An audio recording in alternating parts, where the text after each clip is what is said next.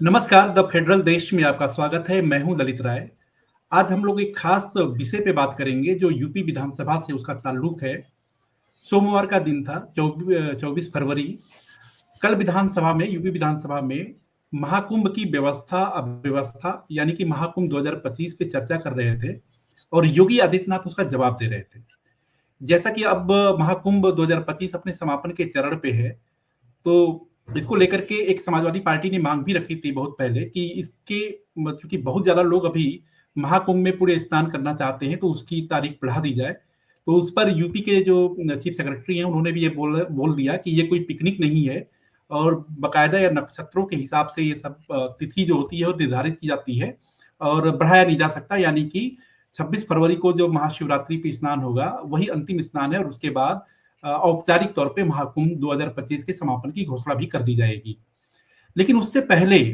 विधानसभा में योगी आदित्यनाथ ने, मतलब सीएम ने ये कहा कि जिसकी जो भावना है वो भावना वो नजर आती है, वो दिखती है। और किसी की कोट का इस्तेमाल किया कि गिद्धों को लाश मिली, सुअरों को गंदगी मिली, सज्जन लोगों को सज्जनशीलता मिली, जो अच्छे लोग थे उन्होंने उसमें अच्छाई देखी, जो जिनकी भावना ही खराब थी उनकी भावना खराब दिखी। तो उसमें हम और आप सिर्फ इतना कर सकते हैं कि हम बेहतरी की तरफ आगे बढ़ते जाएं।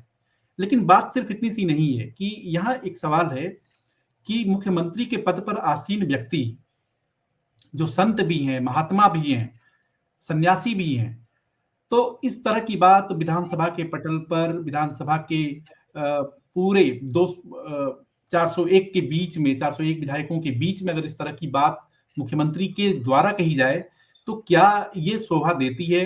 क्या मुख्यमंत्री को गिद्धों की बात, सुअरों की बात, ये सब शब्दों का इस्तेमाल विधानसभा के अंदर करना चाहिए था? ये एक बड़ा सवाल है। और इसी पे हम अपनी चर्चा पर चर्चा को आगे बढ़ाएंगे। हमारे साथ द फेडरल देश के ही हमारे दो वरिष्ठ सहयोगी अभिषेक रावत और शेखर वर्मा हैं। तो पहला सवाल शेखर आप ही से करते हैं कि ये जो पूरी बात हुई कि गिद्ध जिसकी जो भावना वैसा ही सब कुछ दिखा, तो वो तो ठीक है, लेकिन जो शब्द इस्तेमाल किए गए वो शब्द कहाँ तक उचित आपको प्रतीत होते हैं? योगी आदित्यनाथ उत्तर प्रदेश जो कि देश का सबसे बड़ा सूबा है उसके मुख्यमंत्री हैं और भाजपा के एक बहुत बड़े चेहरा भी हैं जिनको फायर ब्रांड के नाम से भी उनको संबोधित किया जाता है क्योंकि उनकी कई बातों का बहुत व्यापक तौर पर असर पड़ता है। एक हिंदूवादी नेता के तौर पर उनकी भी छवि बनी हुई है। आज प्रधानमंत्री मोदी के बाद अगर बीजेपी में कोई दूसरा बड़ा सबसे बड़ा चेहरा है जिसकी चर्चा आरएसएस से लेकर बीजेपी संगठन के बीच होती है तो वह सीएम योगी आदित्यनाथ हैं। तो ऐसे में अगर उनके मुंह से, हालांकि उनकी उन्होंने जो बात कही थी वो गलत अंदाज में नहीं कही, अंदाज में नहीं कही थी। उनका मतलब जो मतलब था वो कहीं और था, लेकिन जो मुंह से उनके जो गिद्ध और सुअर जैसे शब्द निकले वो कहीं ना कहीं विपक्ष को, खासकर विपक्ष का अगर देखा जाए तो समाजवादी पार्टी ही होता है। हाँ, शेखर, तो मैं यहाँ एक चीज और कहना चाहूंगा कि अभिषेक जी को चर्चा में लाते हैं। अभिषेक, मुख्यमंत्री ने ये बात कह दी और मुख्यमंत्री को आप देखेंगे, यूपी के मुख्यमंत्री को, योगी आदित्यनाथ को, तो बहुत ही वो फायर ब्रांड तरीके से, जैसे क्या होता है कि वो पब्लिक स्पीच देते हैं उसी तरह की बात, उसी लहजे में, उसी अंदाज में वो विधानसभा के अंदर भी करते हैं। लेकिन पब्लिक स्पीच का जो मायना होता है वो अलग होता है, क्योंकि ये मान के चला जाता है कि अपने अपने कैडर्स को, अपने अपने वोटर्स को मतलब एक एनकरेज करने की कोशिश होती है। लेकिन विधानसभा के अंदर जो बात की जाती है उसके रिकॉर्ड, फर्ज करिए कि ठीक है, आज की डेट में या तारीख में आपने ये बात बोली, तो आज के 20 साल, 25 साल, 50, 100 साल के बाद जब इसका आकलन होगा और ये सारी चीजें आएंगी, जो नई पीढ़ी आएगी, जो अगली पीढ़ी आएगी, वो क्या सोचेगी कि हमारे जो राजनेता हुआ करते थे वो इस तरह की शब्दावली का इस्तेमाल करते थे। और आप देखेंगे कि मुख्यमंत्री ने जो बात कही वो तो ठीक है, उसके बाद समाजवादी पार्टी की तरफ से उसका प्रतिरोध भी हुआ और समाजवादी पार्टी के नेता ये कहते रहे कि ये तो मुख्यमंत्री होश में नहीं है और ये बेहोश ही रहते हैं। और इस तरह की बात उनसे आप इससे ज्यादा कुछ बहुत बेहतर की उम्मीद आप कर ही नहीं सकते। तो अभिषेक, आप क्या कहते, मतलब कहना चाहेंगे इस पे? देखिए, ललित, इसमें सबसे पहले तो ये बात, इसमें कोई दो राय नहीं है कि जिस तरीके से जो उदाहरण मुख्यमंत्री योगी आदित्यनाथ ने सदन के अंदर रखा, वो उदाहरण जो है उचित नहीं था, क्योंकि किसी इंसान की तुलना जानवर से आप करोगे तो वो अनुचित ही कहलाएगा। लेकिन हाँ, रही बात भाषा की, तो ये जो भाषा है, ये अनपार्लियामेंट्री लैंग्वेज में तो नहीं आती है, मतलब ये गाली नहीं है। आप ये सोचिए, सूअर या गिद्ध या जो भी है, ये पक्षी है, जानवर हैं। तो हम सदन के अंदर की अगर बात करते हैं, तो जो अनपार्लियामेंट्री लैंग्वेज है, यानी गाली-गलौच वगैरह, उन सब से परहेज होता है, वो नहीं करनी चाहिए। लेकिन ये जिस तरह के जानवर का उदाहरण उन्होंने दिया, तो वो उदाहरण तो बेशक सही था, लेकिन उन्होंने उसकी तुलना जो इंसानों से कर दी, जो विपक्ष के नेताओं से कर दी, वो अनुचित रहा है इसमें। रही बात लेकिन इसकी अभिषेक, एक सवाल ये उठता है कि अगर विपक्ष जो है महाकुंभ में मौनी अमावस्या के दिन अगर भगदड़ मची, और भगदड़ में अब तो यूपी सरकार ने भी माना जो है कि ठीक है, 17 घंटे के बाद उन्होंने अपनी रिपोर्ट दी कि 30 लोग मारे गए उस पूरी भगदड़ में। और उसके बाद आपने देखा जो है कि जब जब खास अवसर आए तो उसके बाद जो है लंबा लंबा ट्रैफिक जाम, 20 से 25 किलोमीटर का जाम, सिविक एमिनिटीज की वहां पे कमी, जबकि दावे ये किए गए थे कि बहुत सारी दिक्कतें परेशानियां आई।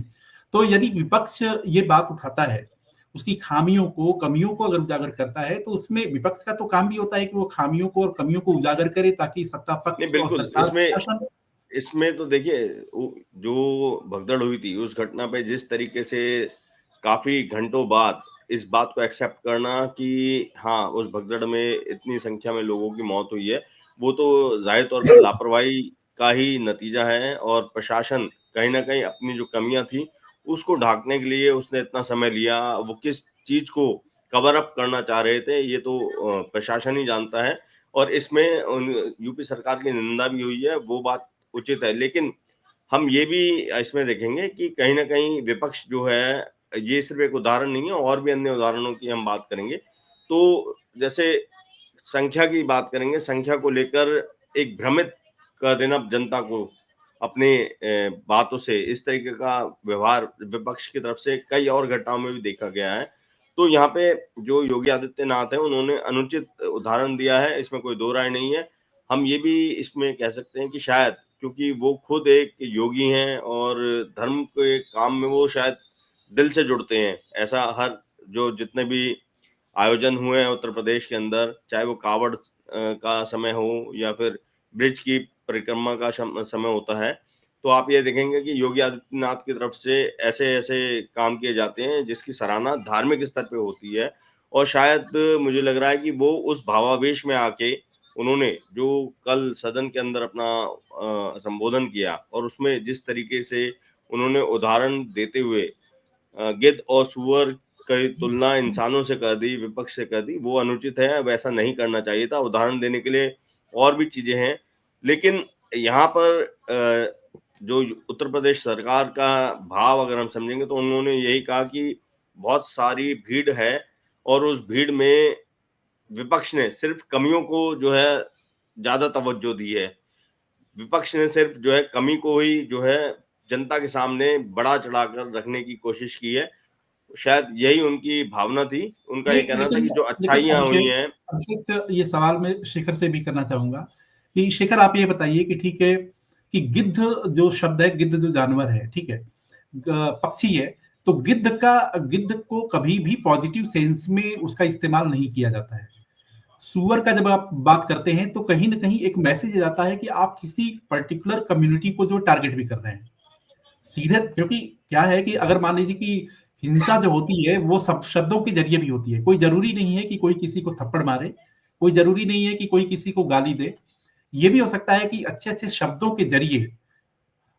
किसी भी व्यक्ति को अगर टारगेट करना है, किसी भी व्यक्ति पे निशाना साधना है, तो शब्दों का भी सहारा लिया जा सकता है। तो आपको ये लगता है कि कहीं न कहीं जो सूअर शब्द है, चाहे गिद्ध शब्द है, उसके ज़रिए कुछ खास लोगों को, कुछ खास वर्ग को भी ये बताने की कोशिश की गई, ये समझाने की कोशिश की गई कि भाई आप विरोध तो करिए, लेकिन मन के अंदर केवल गलत भावना रख कर के, नज़रिया किसी खास तस्वीर पहन करके आप टिप्पणी ना करें, तो वो ज़्यादा बेहतर होगा। अ, ये देखना पहले, ये भी हम इस तरह से भी दे सकते हैं कि सीएम योगी भी एक इंसान ही है, और जिस तरह से जब से महाकुंभ शुरू हुआ है, विपक्षी दल लगातार महाकुंभ को लेकर उन पर तंज कसते रहे हैं, हमलावर रहे हैं। तो कहीं ना कहीं उनके भी मन में और दिल में काफी सारी बातें थी, वो भी है तो एक इंसानी। तो उनका ये हमें ये देखना होगा कि उनका मकसद नेक था। वो शब्द थोड़े, जो शब्दों का चयन था वो गलत हो गया, वो एक भावनाओं में बह गए। लेकिन ऐसा कुछ नहीं है कि किसी पर्टिकुलर समुदाय या किसी को निशाना बनाने के लिए उन शब्दों का इस्तेमाल किया गया। अभी ये भी देखना होगा कि मीडिया ने और विपक्ष ने सिर्फ वो दो शब्द उठाए, बाकी उन्होंने ये भी कहा कि सज्जन लोगों को सज्जनता मिली, भक्तों को भगवान मिले, और अमीरों को धंधा मिला, गरीबों को रोजगार मिला। तो ये चीज भी कही गई। उन्होंने ये भी आप कहा ये कि कहना ये चाहते हैं कि विपक्ष ने भी सेलेक्टिवली ही उन शब्दों का, उन वाक्यों का, बिल्कुल वाक्यांश का इस्तेमाल किया जो उनके पॉलिटिकल पर्पस को सर्व करते हैं,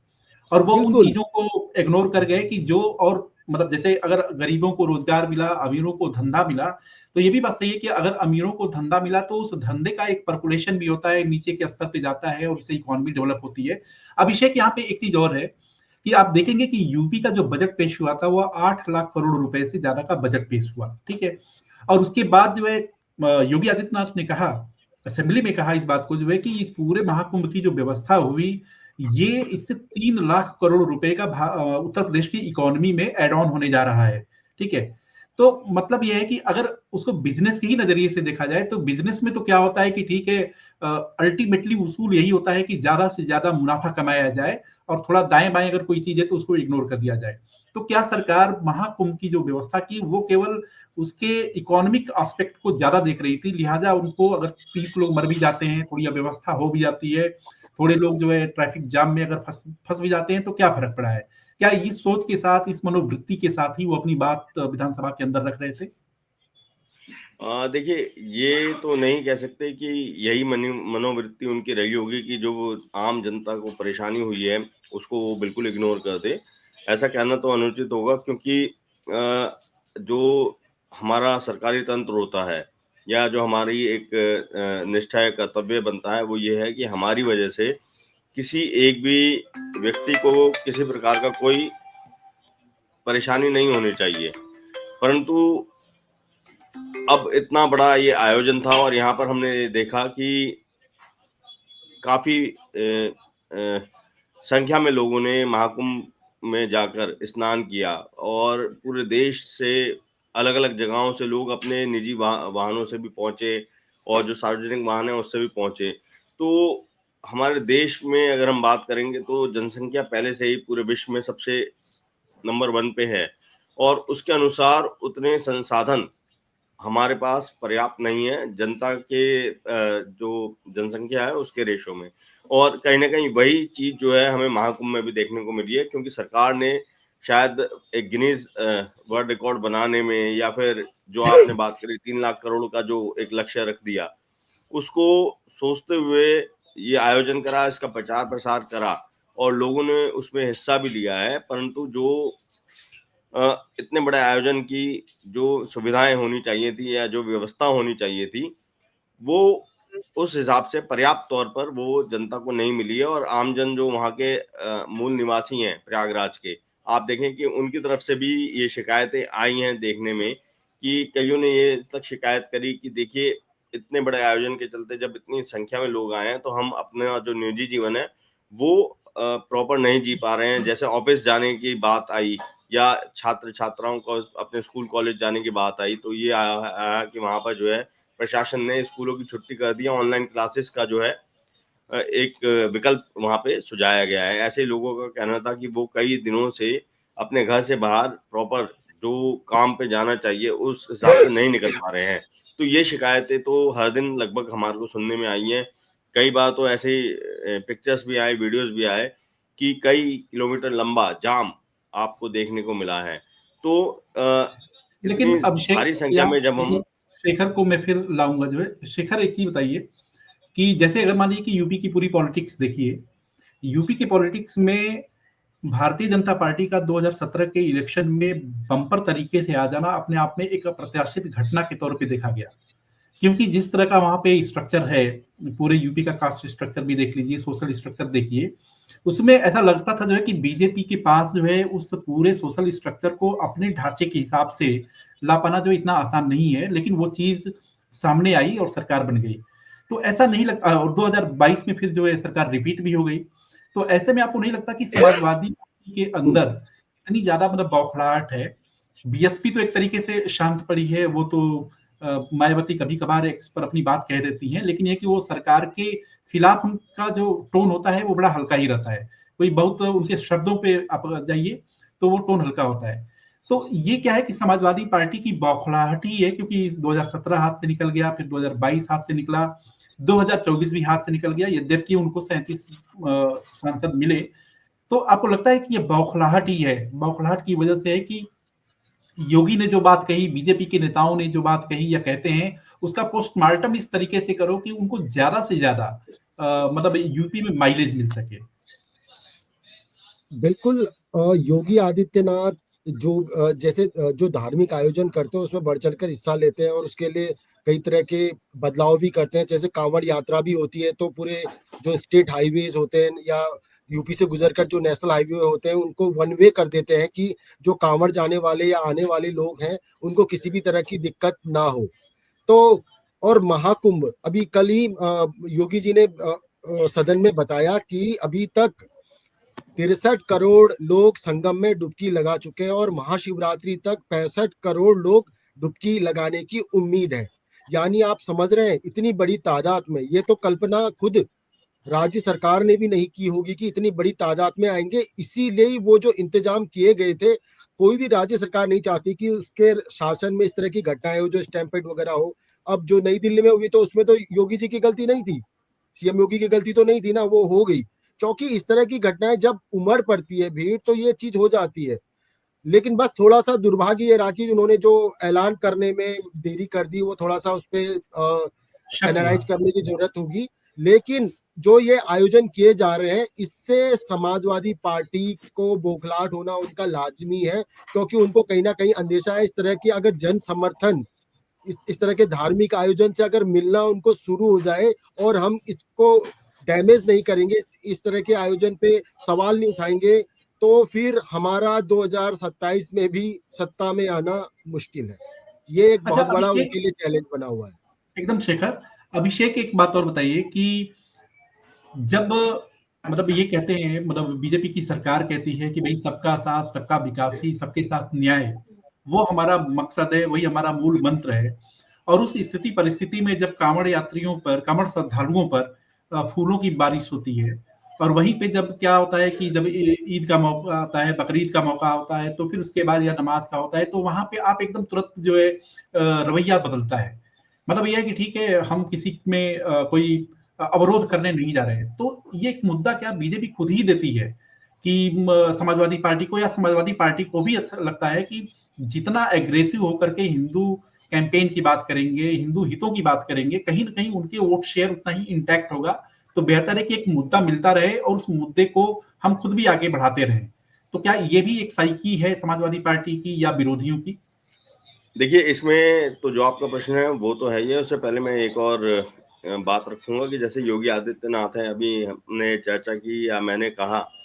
कि वो योगी भी हैं और धार्मिक जब भी कोई आयोजन होता है तो वो उसको दिल से जुड़ते हैं। लेकिन साथ ही साथ वो प्रदेश के मुख्यमंत्री भी हैं, तो उनको ये चीज़ भी ख्याल रखनी चाहिए कि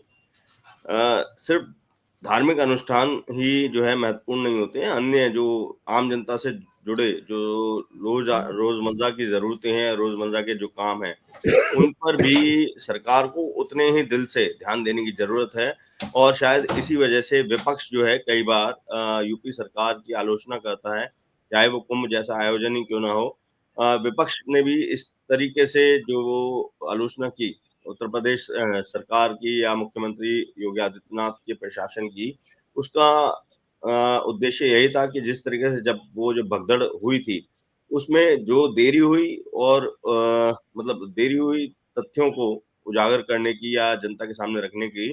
तो उस हिसाब से आलोचना विपक्ष ने की थी। परंतु हाँ, विपक्ष जो है उसका जो कोर काम रह गया है, मुझे ऐसा लगता है, जो दिख रहा होता है कि विपक्ष अभिषेक, एक चीज बताइए कि काम है। एक चीज और बताइए कि भाषा को देखिए, जो है भाषा एक बड़ा मुद्दा इसलिए भी है कि कल चीफ मिनिस्टर ने असेंबली में जो कहा वो तो हम सबके सामने है। उससे 2 या 3 दिन पहले की बात है कि जब यही सारा इशू आ रहा था तो उन्होंने कहा कि भाई हिंदी हिंदी खड़ी बोली है, और उसके बाद क्या है कि लोग यहाँ पे उत्तर प्रदेश इतना बड़ा सूबा है और इसमें अलग अलग मतलब क्षेत्र हैं जिनकी अपनी एक डिलेक्ट है, अपनी एक भाषा है, बोली है, तो लोग उसमें अपनी बात क्यों ना करें। तो उसमें मतलब भोजपुरी एकेडमी की भी बात कर दी, बुंदेली एकेडमी की भी बात कर दी, ब्रज एकेडमी की भी बात कर दी, और खड़ी बोली जो पश्चिम उत्तर प्रदेश में ये बोली जा रही है। और कुछ विधायकों ने अपनी बातों को भोजपुरी में भी कहा, बुंदेली में कहा, ब्रज में कहा। लेकिन सवाल ये होता है कि जब क्या आप खुद ही भाषा विभेद जो है, ये भाषा विभेद जो है, क्या मतलब ये सरकार खुद ही ये चाह रही थी कि ये भाषा का एक विभेद जो है वो भले उसको नाम सम्मान दे कि भाई ठीक हो, सबको अपना मतलब अपनी बोली भाषा में बोलने का वो है, मौका है, बोलना भी चाहिए, लेकिन आपको नहीं लगता कि ये भाषा पे विभेद भी है? और जब बात उर्दू की आई तो बोले कि भाई उर्दू क्यों, मतलब उसमें कठमुल्ला शब्द भी इस्तेमाल कर दिया और बोले कि भाई यही लोग हैं जो अपने बच्चों को तो इंग्लिश स्कूल में पढ़ाते हैं और उसके बाद दूसरे के बच्चों को कहते हैं कि जाके उर्दू पढ़ो। तो उर्दू का पढ़ना क्या कठमुल्लापन की निशानी है कि अगर उर्दू में कोई बात कह दे, ब्रज में कोई बात रखे, भोजपुरी में रखे, वहां कठमुल्लापन नहीं दिखता, लेकिन ये कि अगर उर्दू की बात है तो फिर कठमुल्लापन हो गया। तो ये सेलेक्टिवली ये शब्दों का जो इस्तेमाल है वो जानबूझ के ही किया जा रहा है, या ठीक है ये स्लिप ऑफ टंग हो गया, भाई ठीक है वो बोलने के रव में आदमी बोलते हुए निकल गया। देखिए इसमें अगर हम पहले उर्दू की बात कर लें तो आज की जो हमारी बोली है हिंदी, इसमें कई वर्ड ऐसे हैं, कई शब्द ऐसे हैं जो उर्दू के ही हैं और हम उसे हिंदी में बोलचाल की भाषा में सम्मिलित कर लेते हैं वो और हमें हिंदवी पता भी हिंदवी नहीं लगता। कहते हाँ, और हम उस चीज़ का एहसास भी नहीं कर पाते कि ये जो शब्द है ये उर्दू से लिया गया शब्द है। तो उर्दू और हिंदी में काफ़ी समानांतर है, लेकिन वही जो आपने पहला प्रश्न करा था, क्या विपक्ष जो है खुद इस तरीके से राजनीति को कन्वर्ट करना चाहता है कि जो मुस्लिम पक्ष है वो विपक्ष मतलब खासतौर पे समाजवादी पार्टी से इंटैक्ट रहे या जुड़ा रहे। तो इसी में हम उर्दू की बात पे भी आते हैं। उर्दू की जैसे बात हुई तो ज़ाहिर तौर पे जब आपने बोला कि सदन में इसको जो है जब उर्दू की माँग की गई या उर्दू अकेडमी की बात की गई तो ये सवाल उठा दिया गया कि ये कठमुल्ला शब्द का इस्तेमाल करा कि ये वही लोग हैं जो अपने बच्चों को तो अंग्रेजी माध्यम स्कूल में भेजते हैं और आम लोगों को बोलते हैं कि उर्दू अकादमी में जाएँ या इस तरीके का जो बात रखी गई। तो यहाँ पे भी आप देखेंगे कि भाजपा की तरफ से भी कहीं न कहीं जो हिंदू वोटर्स हैं उनको लुभाने के लिए ये सब प्रयास किया जाता है। आप ये समझिए जो पॉलिटिक्स है भाजपा की और जो अन्य लोगों मतलब विपक्ष की, वो कई बार खुले तौर पर भाजपा की तरफ से भी या फिर विपक्ष की तरफ से भी इस तरीके की बात बोली जा चुकी है कि लड़ाई 80-20 की है, यानी 80% आप मान लीजिए हिंदू हो गए, 20% हो गए मुस्लिम्स। तो इनके वोट को लेकर जो लड़ाई है और इसमें आप देखेंगे समाजवादी पार्टी ने इस 80-20 की लड़ाई को और मजबूत लड़ने के लिए सिर्फ मुस्लिम वोटर्स ही नहीं, उन्होंने जो पीडीए का अपना एक नया फ़ॉर्मूला अपनाया और उसको लेकर उन्होंने लोकसभा चुनाव में चुनाव भी लड़ा और उनको काफ़ी अभिषेक अभिषेक सफलता भी मिली। शेखर से एक सवाल है यहीं पे आपकी बात को आगे बढ़ाते हुए। शेखर, बीजेपी जब भाषा की बात हो, चाहे वो डेवलपमेंट की बात हो, चाहे इकोनॉमिक पॉलिसी की बात हो, ठीक है, चाहे कोई भी मुद्दा आप ले लीजिए, इन तीनों मुद्दों के अतिरिक्त तो विपक्ष को बार बार ये क्यों लगने लगता है कि ये एक तरीके की मतलब कम्युनल पॉलिटिक्स करना चाहते हैं? मतलब कहीं ना कहीं ये फायदे की बात है, ये लोगों की भलाई की बात नहीं सोचते। अब उनके पीछे एक एजेंडा होता है कि किसी भी तरीके से इस समाज को छिन्न भिन्न करके रख दिया जाए, चाहे वो जाति के आधार पर, चाहे धर्म के आधार पर। और अब तो भाषा की एक बड़ी बात हो ही गई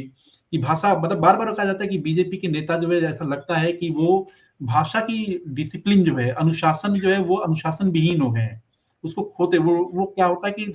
सड़क से वो बेपटरी हो जाते हैं। मतलब भाषा की जो पटरी है उसको उनकी गाड़ी सीधे नहीं चलती है, वो बल्कि दाएं बाएं जगह बनाते रहते हैं। तो आपको क्या लगता है कि इतना ज्यादा बीजेपी के लिए विपक्ष का काम ठीक है वो विरोध करना है, जो सत्ता पक्ष में उसका विरोध करेगा, लेकिन विरोध में ये जो एक तलखी जो होती है वो इतना ज्यादा क्यों नजर आती है? जिस तरह से अब आजकल के जो दौर चल रहा है, जिस तरह से देखा जाए, जैसे अभिषेक जी ने भी बोला कि 80% एंड 20% की बात हो रही है। तो जब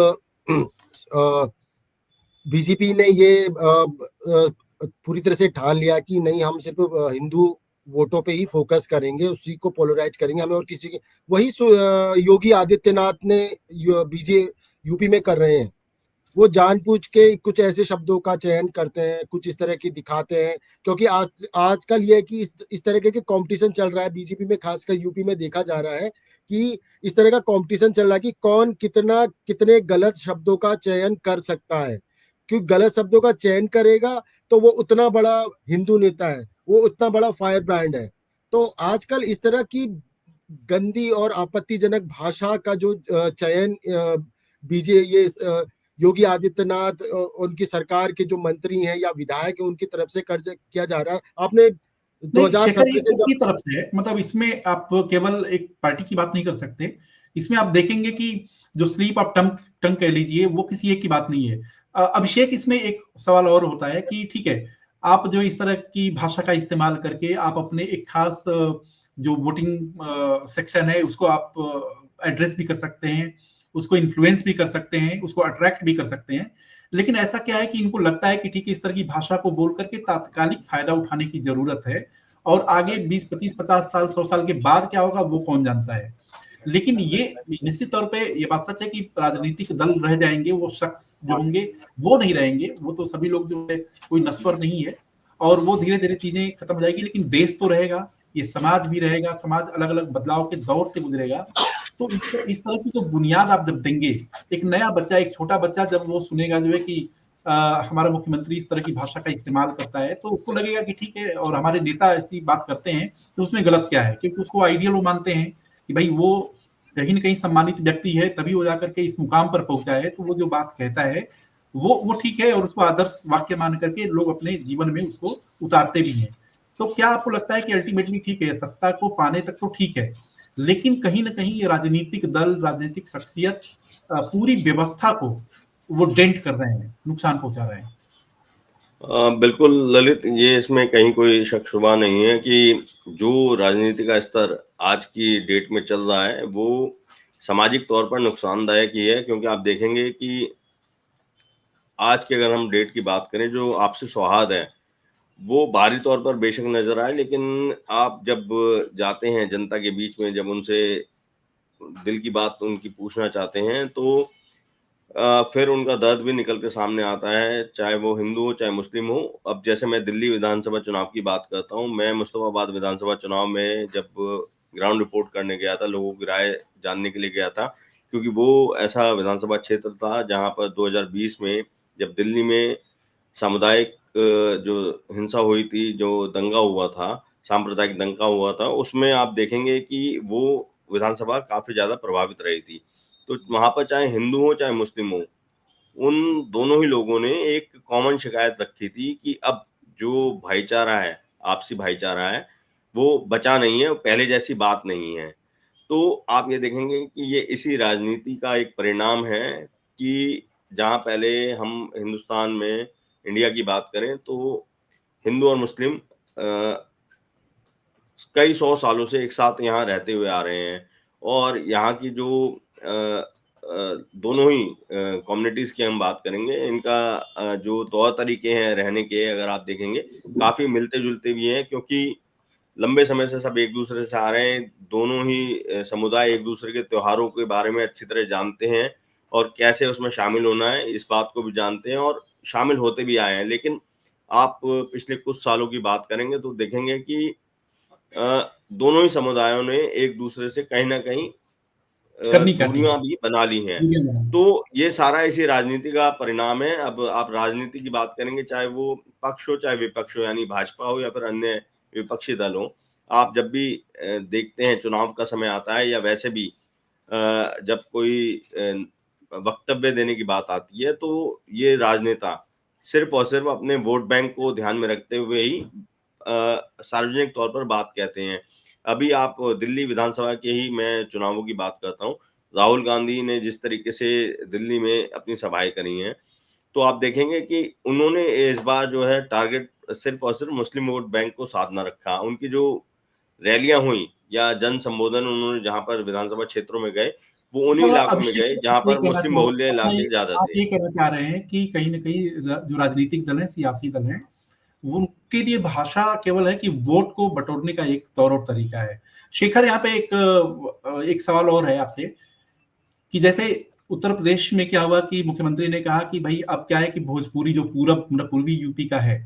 वो भोजपुरी में बोले और वो कंफर्ट उसको रहता है, वो बोल सकता है। बहुत ऐसे विधायक हैं जो कि शायद खड़ी बोली में हिंदी में अपनी बात नहीं रख सकते। वो चीज बुंदेलखंड के भी विधायकों से संबंधित है, वो ब्रज के इलाकों से है, और वो आपके पश्चिमी उत्तर प्रदेश के भी विधायकों से संबंधित है, क्योंकि यूपी मोटा मोटी 4 इस तरीके से हिस्सों में बटा हुआ है। 5वां हिस्सा आप जो अवध वाला इलाका देख लीजिए, जो लखनऊ के अगल बगल का, जैसे लखनऊ, सीतापुर, गोंडा, बहराइच और उसके बाद प्रतापगढ़, सुल्तानपुर, ये अवध के इलाके हो जाते हैं। इसी तरीके से गोरखपुर, देवरिया, महाराजगंज, आपका बलिया, गाजीपुर, मऊ, बनारस, सोनभद्र, ये सब पूर्वी इलाके।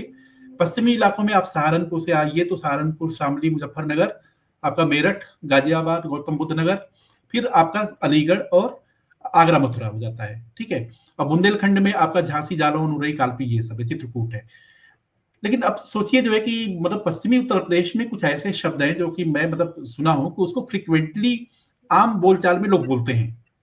और वो जो शब्द है वो पूर्वी यूपी में जो है उसको कभी भी सम्मानजनक माना ही नहीं जाता है। कि अगर मतलब कोई भी सामान्य व्यक्ति जो यहाँ पे बोले और जाकर के वही शब्दों का इस्तेमाल पूर्वी यूपी में कर दे तो यकीन मानिए कि झगड़ा हो जाएगा, जबकि उस व्यक्ति का इंटेंशन एकदम नहीं होगा, उसको तो लग रहा है कि मैंने सामान्य तरीके से। अब विधानसभा के अंदर में जो विधायक है, जो पश्चिमी यूपी का विधायक है, और जब वो अपनी तरीके से अपनी डिलेक्ट में वो अपनी बात रखता है और उन शब्दों का इस्तेमाल करता है जो पूर्वी उत्तर प्रदेश में अपमानजनक माना जाता है, तो सोचिए कि किस तरह की मतलब विधानसभा के अंदर ही अजीब सी स्थिति बन जाएगी कि मतलब हमारा ही एक सहयोगी विधायक जो है या विपक्ष का हो, वो इस तरह की बात कर रहा है। तो कहने का अर्थ है कि एक भाषा में एक उसका मानकीकरण तो होना ही चाहिए कि भाई एक इस तरह की व्यवस्था के साथ आए कि जो सम्मानजनक भी हो, उसमें अनुशासन भी हो और उसको बोला जाए। आजादी के बाद जब से यूपी विधानसभा का गठन हुआ, तब से ही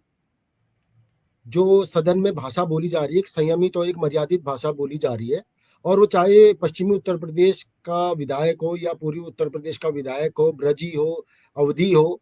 या खड़ी बोली बोलने वाला कोई भी विधायक हो, लेकिन जैसी सदन में आता है उनकी भाषा मर्यादित हो जाती है। वो आराम से बेहतरीन तरीके से अच्छी हिंदी बोलते हैं, और अभी तक का ऐसा नहीं लगा कि इस तरह की कोई दिक्कत किसी भी विधायक को आने को पड़ी। हम भी अलग अलग क्षेत्रों से आते हैं, लेकिन जब हम भी आपस में बातचीत करते हैं तो एक संयमित और मर्यादित हिंदी भाषा में बात करते हैं, जो एक दूसरे को समझ में आ जाए। भाषा सबकी अलग अलग हो सकती है। अगर इस तरह की अगर ये बंटवारा और मतभेद अगर सदन में लोग देखने को मिले विधायकों में भी, तो फिर आपस में एक बहुत, जहां से कानून पास होता है, जहां से लॉ बनता है, अगर वहीं पर कोई इस तरह से बंटवारा होने लगे तो फिर बाकी बाहर को क्या संदेश जाएगा। सबसे बड़ी बात तो ये है। तो इस तरह से अब ये, लेकिन हुआ क्यों, हुआ ये कि अब जैसे हिंदी सबसे बड़ा जो राज्य है, उत्तर प्रदेश हिंदी भाषा बोलने वाला राज्य है, वहां पर को जब हिंदी के साथ इंग्लिश रखा गया, तब विपक्ष ने सवाल उठाए कि अगर आप इंग्लिश हमको स्वीकार नहीं है, हम इंग्लिश हमको स्वीकार नहीं, इसके जगह आप उर्दू अकेडमी, अवधी अकेडमी, ब्रिज भाषा academy, Sanskrit, even Sanskrit academy खोलिए तो हम वो करेंगे, क्योंकि ये यहाँ की लोकल भाषा है। और सारे विधायक अब विभिन्न अपने निर्वाचन क्षेत्रों से आने वाले विधायक वहाँ की भाषा में बोलना पसंद करते हैं। तो शेखर, अभिषेक, जैसा कि हम लोग की चर्चा में ये बात सामने आई कि हर सियासी दल को, हर सियासी चेहरे को अपनी बात को रखने का अधिकार है, लेकिन जब वो किसी खास मुकाम पे पहुंचता है तो उसकी जिम्मेदारी ज्यादा बढ़ जाती है, क्योंकि वो समाज को एक दिशा भी दे रहा होता है। उत्तर प्रदेश के मुख्यमंत्री ने जिस तरीके से महाकुंभ को लेकर के अपनी बात कही और उसमें कुछ शब्दों का इस्तेमाल किया, वो चीज निश्चित तौर पे उस पर आलोचना उसकी हो रही है, विपक्ष भी आलोचना कर रहा है, लेकिन कहीं ना कहीं एक सामान्य तौर पे ये सोचना चाहिए कि हम तात्कालिक फायदे के लिए कोई बात तो कह सकते हैं, आवेश में आके भी कोई बात कह सकते हैं, लेकिन आगे आने वाली जो पीढ़ी होगी, क्या वो हमें इस बात के लिए क्षमा करेगी, या क्या वो इस बात के साथ आगे बढ़ेगी कि हमारे जो पूर्वज थे, वो विधानसभा में जो राजनीतिक सर्कल में लोग थे, वो इस तरह की भाषा का इस्तेमाल किया करते थे, जो कि शायद उचित नहीं है। और जब अगर पूरी आबादी इस तरह के ट्रेंड को फॉलो करना शुरू कर दे, इस तरह के शब्दों को फॉलो करना शुरू कर दे, तो सड़क पर आप समझिए कि किस तरह की व्यवस्था अव्यवस्था बनेगी, उसके बारे में केवल आप सोच सकते हैं, और सोच करके आपको सिहर जाएंगे। तो कुल मिला करके ये है कि सियासी चेहरे अपनी बात रखें, उसमें कोई दिक्कत नहीं है, लेकिन ये कि कहीं न कहीं वो अनुशासन के दायरे में वो खुद बंधे हुए हैं, और उनको बंध करके उन भाषा को डिसेंट तरीके से, एक सम्मानजनक तरीके से, जो सौम्य हो, वो पेश करनी चाहिए। तो आपको ये परिचर्चा कैसी लगी? आप अपना फीडबैक भी दे सकते हैं। हमारे चैनल को लाइक और सब्सक्राइब भी करिए, और साथ ही साथ खबरों को पढ़ने के लिए desh.federal.com को आप लॉगिन भी कर सकते हैं, जहां पे आपको ताजा तरीन और तथ्यों के साथ खबरें पढ़ने के लिए मिलेगी। धन्यवाद। धन्यवाद।